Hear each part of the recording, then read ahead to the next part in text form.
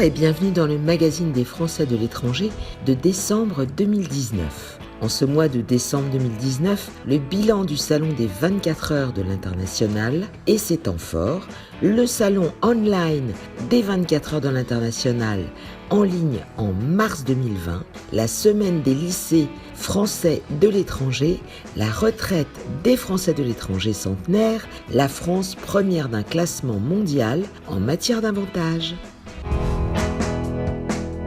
Les 20 et 21 novembre dernier, l'écosystème de l'international s'est donné rendez-vous au Palais de la Porte Dorée à Paris pour participer au salon des 24 heures de l'international dédié au développement des entreprises à l'international et à la gestion de leurs salariés mobiles.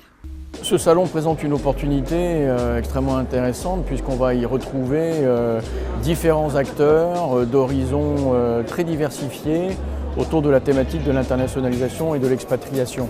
On a donc en un lieu unique une convergence de différents acteurs qui sont des solutions au service des entreprises, pour les entreprises en matière d'international. Ça permet aussi de se poser des questions, d'avoir des échanges informels, un petit peu différents et de se rendre compte que finalement l'international, quand on fait des ressources humaines à l'international, il faut réussir à bien s'entourer.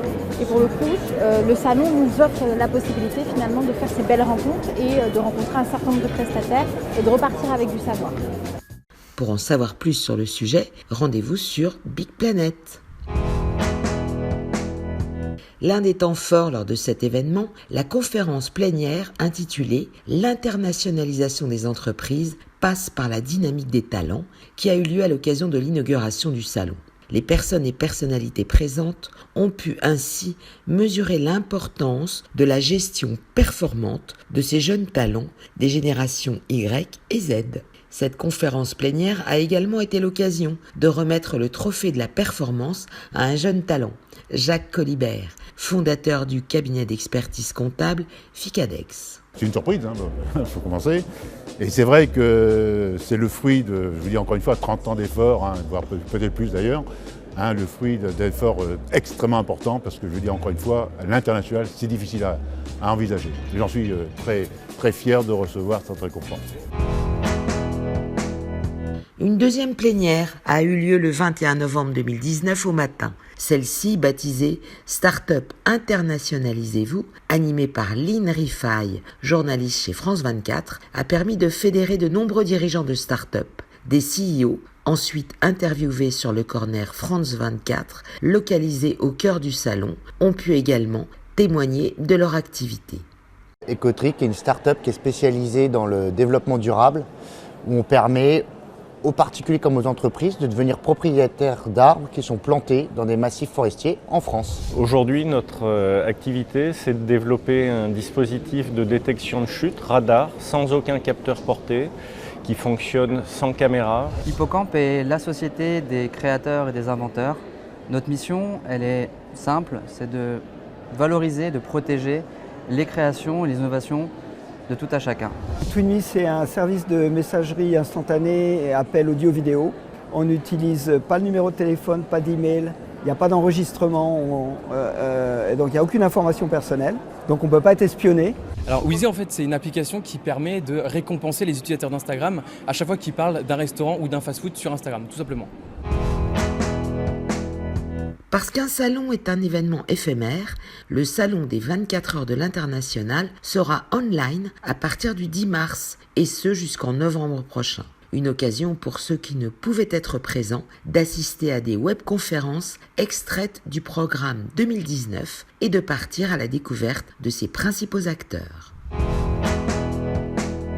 La troisième édition de la Semaine des lycées français du monde s'est déroulée du 18 au 22 novembre 2019. Tous les établissements du réseau étaient réunis autour de la thématique de la maternelle au baccalauréat, l'enseignement français pour réussir.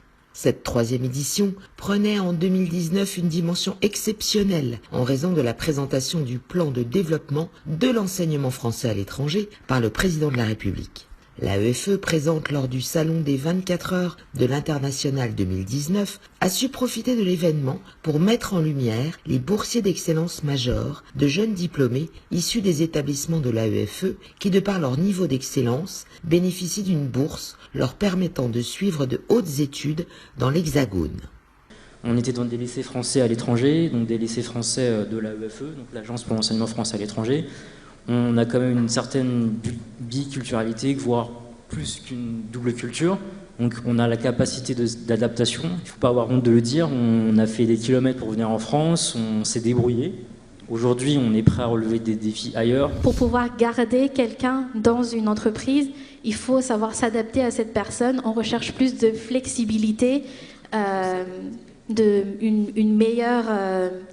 meilleur équilibre vie pro, vie perso, une meilleure qualité de vie au travail. Et c'est pas juste une table de ping-pong ou des cours de yoga, c'est vraiment un changement dans le style de gérer les personnes. Alors que la réforme de la retraite bouleverse le quotidien des Français en métropole, Libération vient de publier un article indiquant que 1,2 million de personnes vivant à l'étranger perçoivent une retraite du système français. Sur ce total, 1517 sont centenaires, dont la moitié, selon la CNAV, résiderait en Algérie. Mais tout de suite, stop au fantasme. L'explication, selon la CNAV, est simplissime. Le nombre de centenaires diminue en France en 2015 et 2016. Cette diminution est liée à la forme de notre pyramide des âges, héritée de notre histoire démographique. La différence de part de centenaires observée en 2015 et 2016 reflète donc la faible natalité française pendant la Grande Guerre. Les tendances observées en Algérie sont donc, logiquement, beaucoup plus régulières. Ils sont nombreux actuellement dans les rues à se plaindre de la France, de ses conditions de vie, de sa politique, de son climat social, etc. Et pourtant, un récent classement annuel fera taire les esprits chagrins. En effet, Kalin and Kochenov's Quality of Nationality Index, révélé par Courrier International et créé par l'avocat suisse Christian Kalin et le néerlandais Dimitri Kochenov, assure que la France est number one pour sa liberté de voyager et de s'installer à l'étranger, sa paix et sa stabilité, sa puissance économique et le développement personnel. Elle est suivie de l'Allemagne, des Pays-Bas et du Danemark. Dommage, la méthodologie du classement n'est pas indiquée dans l'article. Nous profitons de ce dernier numéro de l'année 2019 pour vous souhaiter d'excellentes fêtes de fin d'année. Merci de nous avoir suivis et rendez-vous en 2020.